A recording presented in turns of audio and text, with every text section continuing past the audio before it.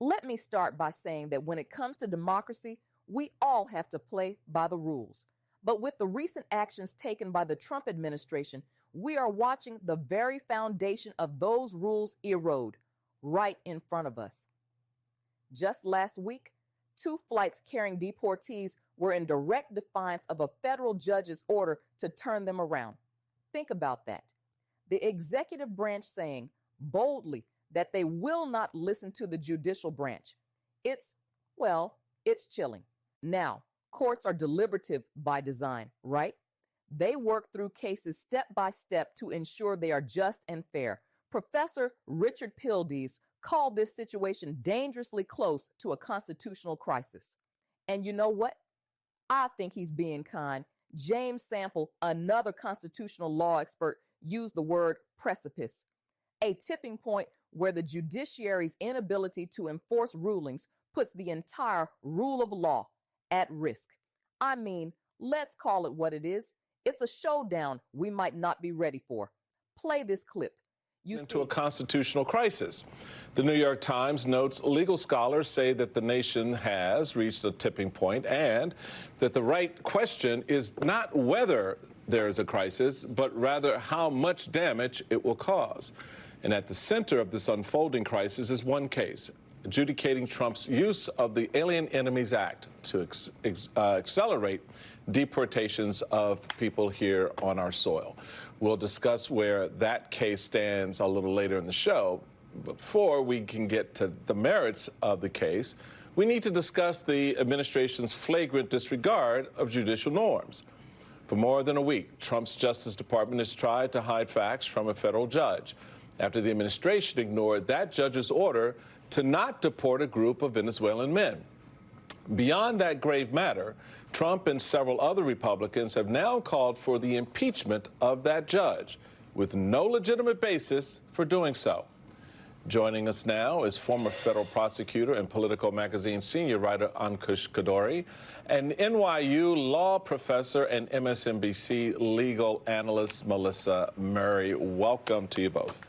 I mean, Melissa, I just feel like what Donald Trump is doing is, frankly, what he has always done. He has been wildly and just aggressively consistent here with his criticism of the judiciary. Why are people surprised? Well, so we shouldn't be surprised. We definitely saw this, Simone, in his first term. He was rebuked in his first term by the Chief Justice, who famously noted that we don't have Obama judges, we don't have Trump judges, we just have federal judges doing their level best. And again, we had this week the Chief Justice stepping out to say, again, that talk of impeachment of a federal judge because you disagree with his decisions is frankly inappropriate.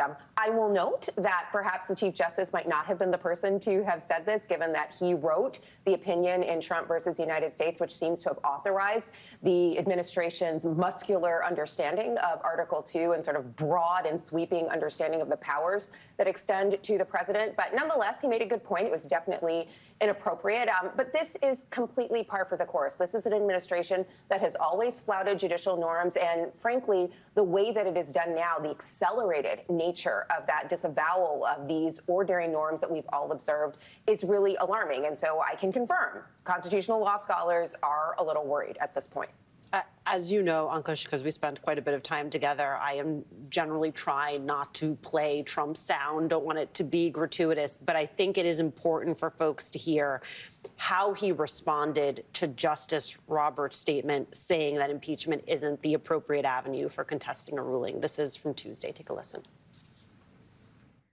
He didn't mention my name in the statement. I just saw it quickly. He didn't mention my name, but many people have called for his impeachment, the impeachment of this judge. I don't know who the judge is, but he's radical left. He was Obama appointed. And he actually said we shouldn't be able to take criminals, killers, murderers, horrible, the worst people, gang members, gang leaders, that we shouldn't be allowed to take them out of our country.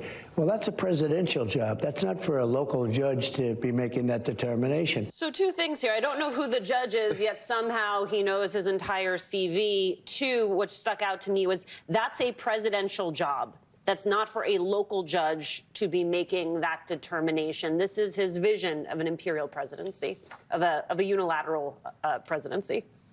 Yeah, I mean, it's not just the case that the people who were deported to El Salvador, the Venezuelans, received no due process. They received no real process at all.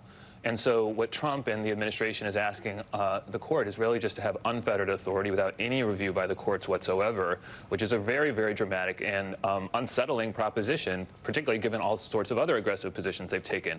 With respect to the impeachment proposal, though, I think it's worth noting that this is not a credible threat because it would require a 2/3 majority in the Senate to convict anyone who, even if they were impeached in the House, if this judge were, and that is not going to happen because it would require more than a dozen Democrats to sign on. So I think there seems to be a couple other purposes here behind this sort of little campaign. One is potentially to sort of intimidate the judges, but they're not dumb. They know this isn't a credible threat, so I doubt that'll work. The other is presumably to sort of help explain to his base why he's losing these cases and to try to sort of generate maybe some support and have his supporters rally around him, because it is the only explanation so far for why he's losing, and it's not the real explanation. But the reason he's losing is because they whisked all these people away without any process whatsoever.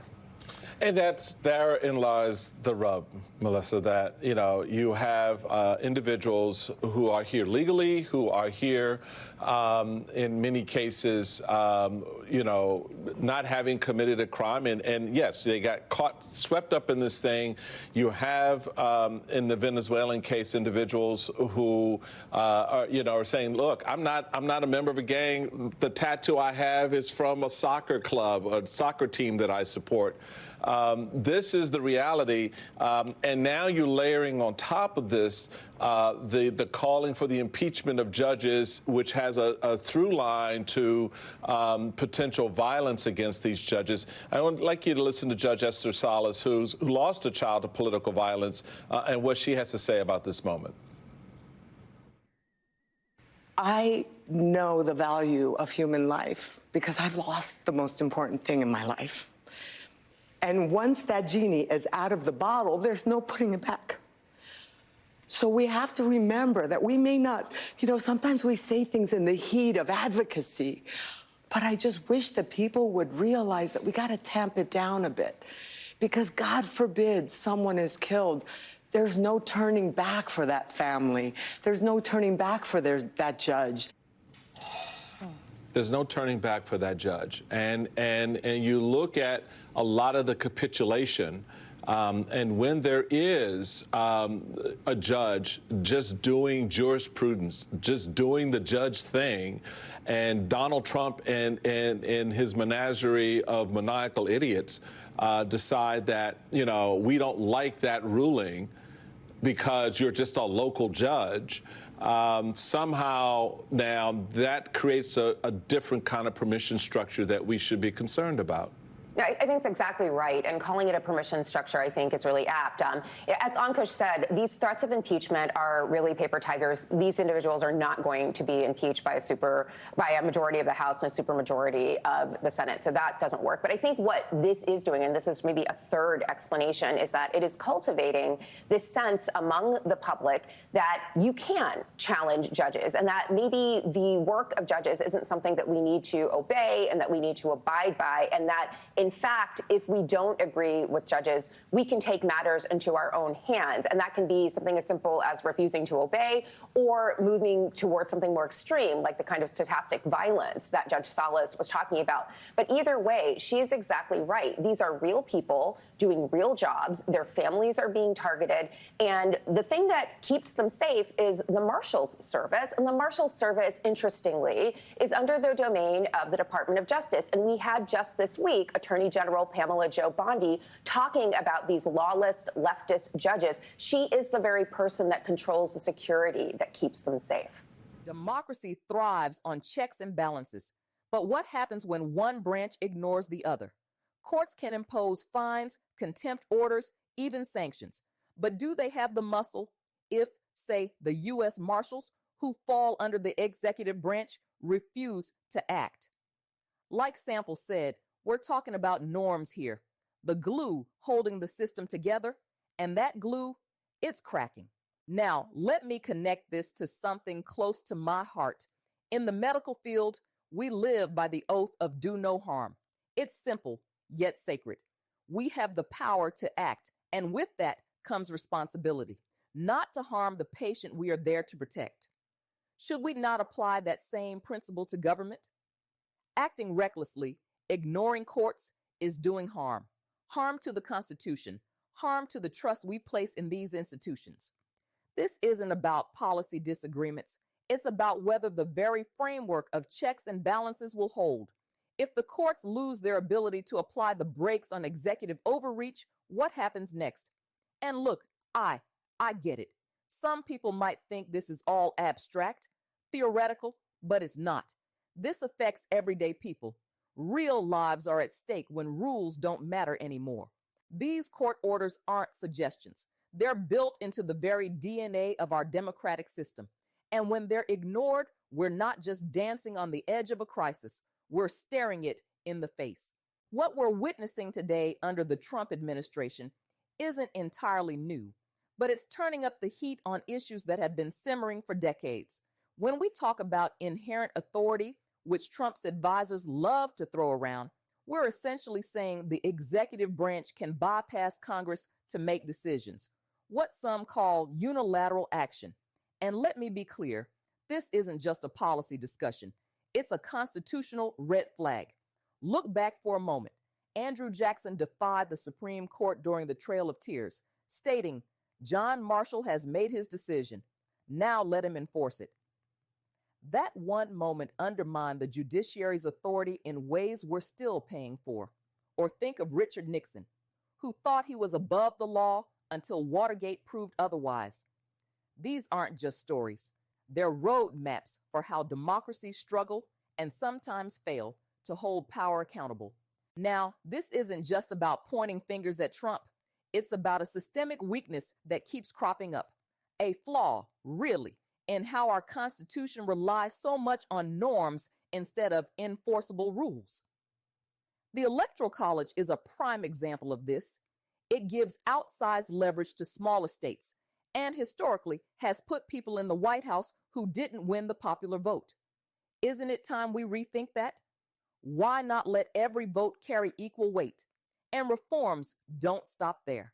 We need amendments that can address gray areas, something as fundamental as making executive overreach harder. I mean, why are we okay with broad powers being concentrated in one branch when we know from history it's just a matter of time before they're abused? It's like treating a chronic illness with Band-Aids instead of surgery. It's reckless. But here's the catch. None of these changes happen without us. Engaged citizenship isn't just a nice phrase, it's the engine of reform. If we want democratic governance to survive and thrive, we have to demand it.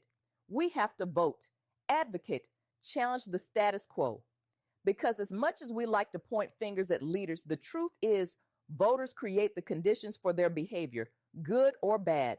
And that means ownership, folks. Ownership of the system and the responsibility to fix it. This is a pivotal moment. Do we continue down this path of unchecked authority and fragile norms, or do we push for meaningful reforms that can actually stabilize our democracy? The question isn't whether change is possible. It's whether we're willing to fight for it. So let's talk about what democracy really means beyond speeches, beyond court rulings, beyond the headlines. It's not just about a government structure. It's a fragile trust between leaders, institutions, and the people they serve. And that trust, it's unraveling. When we see the executive branch brushing off judicial oversight, ignoring process, and worse, normalizing it, the outcome isn't subtle. It's dangerous. It's not something buried in legal jargon or law schools. No, it's authoritarianism sneaking into plain sight. History warns us, doesn't it? Abraham Lincoln, in his Lyceum speech back in 1838, cautioned against internal decay, saying essentially that no foreign power would bring America down, but rather we crumble from within if we abandon law and order. And what happened on January 6th, 2021? That wasn't just a breach of a building. It was a wake-up call. It showed the lengths some will go to undermine the cornerstone of our democracy. And yet, history also reminds us of resilience, of moments when we turn the tide. If we heed those lessons, we can build something stronger, not just for now, but for the generations to come. But the thing is, democracy isn't self-repairing. It's not, set it and forget it. It requires vigilance, collective will, and yes, a whole lot of messy grassroots activism because, and hear me now, change doesn't come from waiting for someone else to fix it. It comes when ordinary people, like you, like me, stand up and say, not on my watch. The treasury of history is full of moments where citizens united to push back, to resist, to demand better. And honestly, that's the power we hold, even now. Look, I can't promise it'll be easy. Countering authoritarian impulses takes effort, courage, and most importantly, consistency. Voting is just one step, but it's deeper than that. It's about calling out abuses when you see them, rallying for reforms, refusing to tolerate injustices that harm the very fabric of our system. Citizenship isn't passive. It's active, intentional, and it's our best defense against the erosion of democratic values. If there's one thought to leave you with, it's this. Democracy isn't perfect. It's flawed, vulnerable, even exasperating at times, but it's also ours. It's worth the fight. So whether it's voting, protesting, or simply staying informed, know this. You matter. Your voice matters. And together, we're stronger than any authoritarian drift. On that note, let's commit to preserving what's most precious, not just for ourselves, but for a democracy that stands the test of time. That wraps up today's episode of The Real 411. I want to personally thank each and every one of you for tuning in and for your continued support. It means more than you know. If you found value in today's discussion, please drop a comment, follow us on all social media platforms, and let us know what topics you'd like to see us cover next. Be sure to sign up for our email newsletter so you never miss an update or exclusive insight. And if you believe in independent media that digs deeper and dares to tell the truth, please consider following The Real 411 on Substack and Fanbase. We offer both free and paid subscriptions, and your support helps us continue producing content that informs, empowers, and sparks real conversation. Thanks again for being part of this journey, because remember, the story is never just the headline. Until next time, stay informed, stay bold, and stay real.